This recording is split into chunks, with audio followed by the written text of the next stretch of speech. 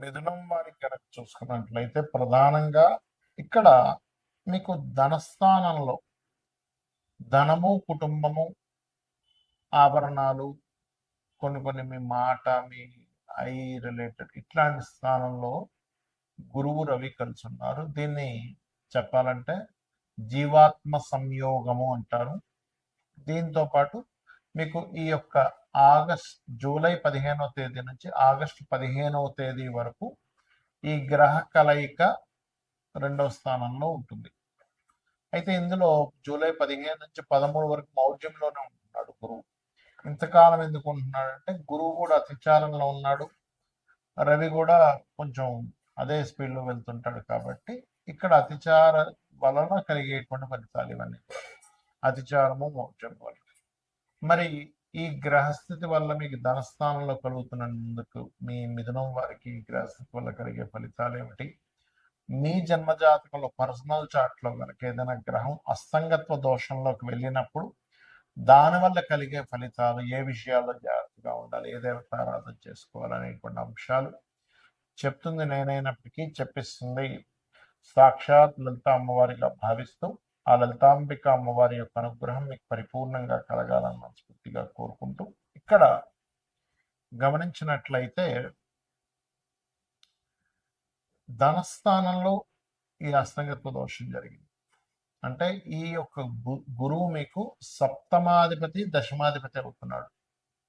అంటే పార్ట్నర్షిప్స్ విషయంలోని, లేదా మీరు ఎక్కడైతే జాబ్ చేస్తుంటారో, ఒక ఉద్యోగం చేస్తుంటారో ఆ ప్రదేశంలోని మీరు ఎవరికైనా ధనాన్ని ఇచ్చే విషయంలోని ప్రధానంగా జాగ్రత్త వహించాలి.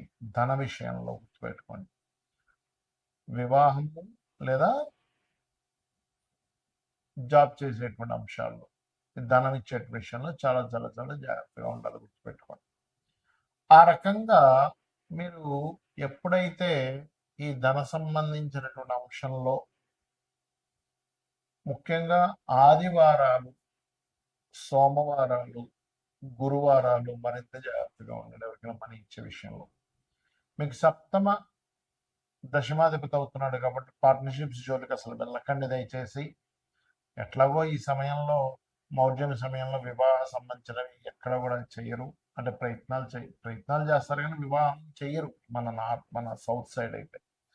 అదేవిధంగా ఒక్కొక్కసారి సమ్ టైమ్స్ బాగా ఉన్న ఉద్యోగంలో కూడా మనం పెంచమంటే జాబులో మనకి పెంచట్లేదని ఇంకో జాబ్ రాకముందు మానేస్తారు. ఇలాంటి తప్పిదాలు మాత్రం చెయ్యకండి. నేను చాలా మందిని చూశాను, ఒక 10 సంవత్సరాల నుంచి చేస్తుంటారు. ఒక్కసారి ఏదో శాలరీ ఏదో చిన్న పిల్లలు పెంచమంటే నెక్స్ట్ మంత్ పెంచుతా అంటే మానేసిన వాళ్ళు చాలా మందిని చూశారు. అంటే తెలియకుండానే గ్రహస్థితి ఆ విధంగా తీసుకెళ్తూ ఉంటుంది. మీకు కెరీర్ పరంగా బాగుండాలి అంటే మీరు ముఖ్యంగా రవిగ్రహం దగ్గర దీపారాధన, గురుగ్రహం దగ్గర దీపారాధన, శని, ఈ 3 గ్రహాల దగ్గర దీపారాధన చేస్తూ ఓం మాణిక్య మకుటాకార జానుద్వయ విరాజితాయ నమః మంత్రం చేయండి. అన్ని విధాలు బాగుంది. ఇక్కడ ఈ గోచారంలో రవి 8 degrees లోపల కనుక ఏదైనా గ్రహంలోకి వస్తే ఆ గ్రహాన్ని హస్తగతం చేసుకుంటాడు. ఎక్సెప్ట్ రాహు, కేతు ఆర్ బుధుడు కూడా కొంతవరకు ఎగ్జంప్షన్స్ ఉంటాయి. ఎందుకంటే బుద్ధికారకుడు బుధుడు ఎందుకు కనెక్ట్ అవ్వడు అంత అస్తంగత్వ దోషంలోకి వెళ్ళిపోలేడు రవితో. మిగతా గ్రహాలన్నీ కూడా అస్తంగత్వ దోషంలోకి వెళ్తాయి. ఒకవేళ మీ జన్మజాతకంలో గనక ఈ గ్రహస్థితి అస్తంగత్వ దోషంలోకి వెళ్ళినట్లయితే ఒక ఫలితాలు వస్తాయి. గోచారంలో సహజంగా ఇప్పుడు దీన్ని మౌఢ్యమి అని కూడా అంటూ ఉంటారు. మౌఢ్యమి సమయంలో ఏంటంటే గృహ ప్రవేశాలు, గృహ నిర్మాణాలు, వివాహాలు, లేకపోతే ఏదైనా కొత్తగా ఏదైనా పని, ఒక ఆఫీస్ పెడుతున్నాము, ఇటువంటివి చెయ్యరు సర్వసాధారణంగా. ఇంకా రెగ్యులర్గా పాటించేటువంటి, ఇప్పుడు రెగ్యులర్గా జాబ్ మారాలి, దానికి మౌఢ్యమితో సంబంధం లేదు, గుర్తుపెట్టుకోండి. కాబట్టి ఆల్రెడీ కన్స్ట్రక్షన్ నడుస్తున్నప్పుడు మీరు మధ్యలో మౌఢ్యమే నడుస్తుంది కదా అని ఆపాల్సిన పని లేదు. సో ఇవి ప్రధానంగా గుర్తుపెట్టుకోండి. అయితే ఈ మౌఢ్యమి యొక్క ప్రభావం తగ్గడానికి అందరూ కూడా సూర్య నమస్కారాలు చేసుకోవడం మంచిది. అయితే ఇక్కడ మీ పర్సనల్ చార్ట్లో కనుక మిగతా గ్రహాలు ఏవైనా మౌఢ్యమి దోషంలో ఉంటే ఏమిటి? సర్వసాధారణంగా మౌఢ్యమి దోషంలో మొట్టమొదటిగా మనం చూసుకుంటే చంద్రుడు అమావాస్య సమయంలో రవికి దగ్గరగా ఉంటాడు. అమావాస్యకి దగ్గరలో పుట్టినటువంటి వారు ఎవరైనా సరే స్వయం పాకం మీరు ప్రతి అమావాస్యకి పెద్దల కోసం పితృదేవతల కోసం ఎంత స్వయం పాకం ఇస్తుంటే మీ లైఫ్ అంత బ్రైట్గా తయారవుతుంది. మానసిక రుగ్మతలు కూడా తగ్గుతాయి. ఎందుకంటే చంద్రమా మన సోజాత అంటారు కాబట్టి చంద్రుడికి సంబంధించినటువంటి ఆ బలం అనేటువంటిది పెరగడం జరుగుతుంది. ఇక రెండవది, కొన్నిసార్లు కుజుడు చాలా క్లోజ్ కంజంక్షన్లో ఉంటాడు. అయితే కుజుడు రవి కలిసి ఉన్నప్పుడు ఏంటంటే సర్వసాధారణంగా కొంచెం హైపర్గా ఉండడం మనుషులు ఇట్లాంటివి జరుగుతూ ఉంటాయి. కాకపోతే ఈ కుజుడు ఎవరికైనా రవికి చాలా దగ్గర డిగ్రీల్లో 8 డిగ్రీల లోపల కనుక ఉన్నట్లయితే మీరు ఏదైనా పొలాలు కానీ స్థలాలు కానీ ఏదైనా మిషనరీస్ కానీ కొనుగోలు చేసేటప్పుడు కొంచెం ఆ రవి మహాదశలు కానీ కుజుడు మహాదశలు కానీ రవి కుజ అంతర్దశలు కానీ జరిగేటప్పుడు ఎట్టి పరిస్థితుల్లో తీసుకోకూడదు. అందులో ప్రత్యేకంగా మీకు ఇది 4వ భావ సంబంధం వస్తే మరింత జాగ్రత్తగా ఉండాలి. ఎందుకంటే 4వ భావంలో ఏదైనా గ్రహం కంబస్ట్ అయినా కూడా ఆ పర్టికులర్ మహాదశలు అంతర్దశలు వచ్చేటప్పుడు ప్రాపర్టీస్ తీసుకోవడము. అయితే ఇక్కడ గ్రహం బట్టి కూడా ఉంటుంది. ఇప్పుడు చతుర్థ స్థానంలో బుధుడు కంబస్ట్ అయ్యాడు అంటే బుధుడు పెద్దగా కవ్వడం చెప్పాను. శుక్రుడు అయ్యాడు ఉదాహరణకి. అప్పుడు గృహ నిర్మాణం చేస్తున్నాం, లేదా ఫ్యాషన్ రిలేటెడ్ సంబంధించింది ఏదైనా మీరు కోర్స్ చేస్తున్నారు, అది అప్పుడు ఇబ్బంది అనమాట. ఆ రకంగా ఒక్కొక్క గ్రహం కనుక చూసుకున్నట్లయితే బుధుడైతే ఎలాగో అవ్వడం చెప్పుకున్నాము. గురువు కనుక కంబస్ట్ అయ్యాడు ఎవరికైనా, అప్పుడు అది పర్టికులర్గా పంచమ స్థానంలో కంబస్ట్ అయ్యాడు. ఆ టైంలో మీరు ఐవీఐలు ఐయుఐలు ఐవీఎఫ్లు ఇలాంటివి చేయించుకుంటున్నారు. సంతానం కలగకపోతే చేయించుకుని ఉంటారు చాలామంది.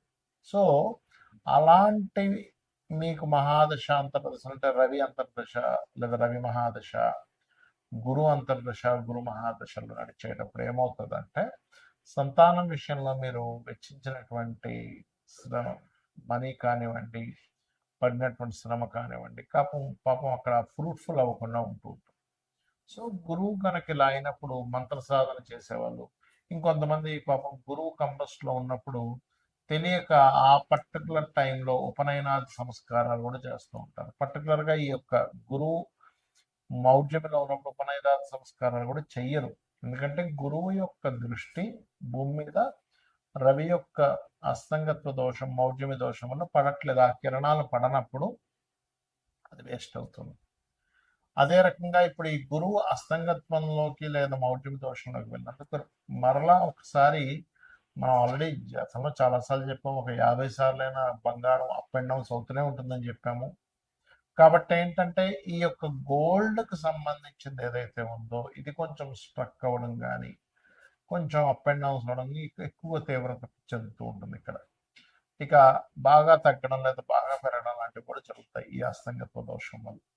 ఇక అదేవిధంగా శుక్రుడు ఎవరి జన్మ జాతక చక్రంలో అయినా శుక్రగ్రహం కనుక పర్టికులర్గా సప్తమ స్థానంలో కనుక అస్తంగత్వం అయింది లేదా 12వ స్థానంలో కంబస్ట్ అయింది, గ్రహం కంబస్ట్ అని అంటారు దాని ఇంగ్లీష్లో, తెలుగులో అయితే అస్తంగత్వ దోషము అంటారు. సో ఆ రకంగా ఎవరికైనా శుక్రుడు అయితే పర్టికులర్గా పురుషులకైతేనేమో స్పర్మ్ కౌంటింగ్ తగ్గుతూ ఉంటుంది 12లో అయితే కనుక, లేదా సప్తమంలో అయినా వివాహం అవ్వడానికి కష్టం అవ్వడము, స్త్రీలకైతే కొంచెం ఎక్కువ జ్వరం రావడము, మరియు అదేవిధంగా వివాహ సంబంధించిన విషయాలు ఇబ్బంది అవ్వడం, ఏదైనా వాహనం కొనుగోలు చేస్తూ ఉంటే పర్టికులర్గా శుక్రుడు 4లో కంబస్ట్ అయితే కనుక వాహనం కొనుగోలు చేసేటప్పుడు లేదా గృహం కొనుగోలు చేసేటప్పుడు చూసుకొని కొనుగోలు చేయాలి. వీలైనంత మట్టుకు వాళ్ళ పేరు మీద వాహనాలు గృహాలు లేకపోవడం మంచిది. ఉదాహరణకు చతుర్థంలో కేతు ఉన్న, చతుర్థ స్థానం పాడైనా, చతుర్థాధిపతి పాడైనా వాళ్ళ యొక్క జీవితంలో వాళ్ళ పేరు మీద వాహనం కానీ గృహం కానీ తీసుకోకుండా ఉంటే వాళ్ళకి చాలా బాగా కలిసి వస్తుంది. అంటే వాళ్ళ జీవిత భాగస్వామి పేరు మీద వాళ్ళ పిల్లల పేర్ల మీద తీసుకోవాలి. అదేవిధంగా శని కనుక బాగా క్లోజ్ కంజంక్షన్స్లో కనుక వెళ్ళిపోయి ఇంకొక పాపగ్రహం కూడా యాడ్ అయితే తల్లిదండ్రులు అంటే తండ్రికి కొడుక్కి వచ్చేటువంటి ఇవి ఇబ్బందులు ఎక్కువ ఎదురవుతూ ఉంటాయి, గుర్తుపెట్టుకోండి. అదొకటి. అదేవిధంగా ఇప్పుడు రాహుకేతువులకైతే అస్తంగత్వ దోషం ఉండదని చెప్పుకున్నాం. కాకపోతే రాహుకేతువుల దగ్గరికి ఎప్పుడైనా రవి ముఖ్యంగా రాహు దగ్గరికి వెళ్ళినా లేదా చంద్రుడు రాహు దగ్గరికి వెళ్ళినా రవి చంద్రులు ఇద్దరు పాడవుతుంటారు. కాబట్టి అప్పుడేం చేయాలి? రాహుకి రెమెడీ చేసుకుంటుండాలి. రాహుగ్రహానికంటే దుర్గాదేవి ఆరాధన చేసుకోవడము, మినుములు దానంగా ఇవ్వడము, గారెలు నైవేద్యంగా పెట్టడము, బెల్లపు ఉండలు ఒక 4 ఉండలు గోవుకు తినిపించడం, ఇవి చేస్తూ ఉండాలి. అప్పుడు ఖచ్చితంగా వారికి ఆ దోష పరిహారం అనేటువంటి జరుగుతుంది. రావి చెట్టు చుట్టూ ప్రదక్షిణాలు చేస్తూ వాటి మీద సర్ప ప్రతిష్ఠ చేసిన, అంటే సర్పాలు అక్కడ ఉంటాయి ప్రతిష్ఠ చేసిన వాటి మీద పసుపు కుంకుమ గంధం కలిపి నీటిని వేయండి. అన్ని విధాలా మీకు బాగుంటుంది. శ్రీమాత్రే